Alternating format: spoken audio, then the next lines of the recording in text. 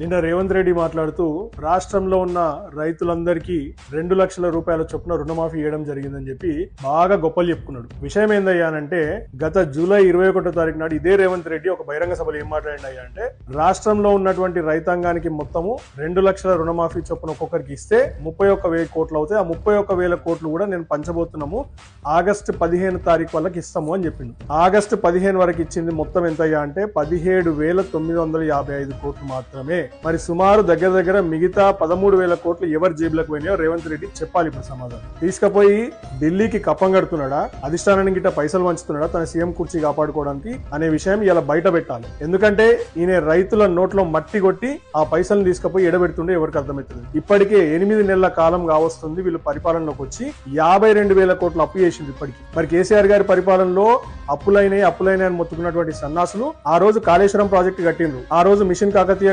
చేసిండ్రు, ఆ రోజు మిషన్ భగీరథ ద్వారా ఇంటింటికి తాగునీళ్ళు ఇచ్చిండ్రు, ఆ రోజు ఐటీ ఎక్స్పోర్ట్స్ పెంచిండ్రు, ఆ రోజు వరి ఉత్పత్తి పెంచిండ్రు, ఆ రోజు రైతు బంధు ఇచ్చిండ్రు, రైతు బీమా ఇచ్చిండ్రు, అన్ని రకాల సదుపాయాలు సౌకర్యాలు ఇచ్చిండ్రు, ప్రతి పౌరుడి యొక్క తలసరి ఆదాయం పెంచిండ్రు. మరి ఇలా ఏం జరుగుతుంది రాష్ట్రంలో?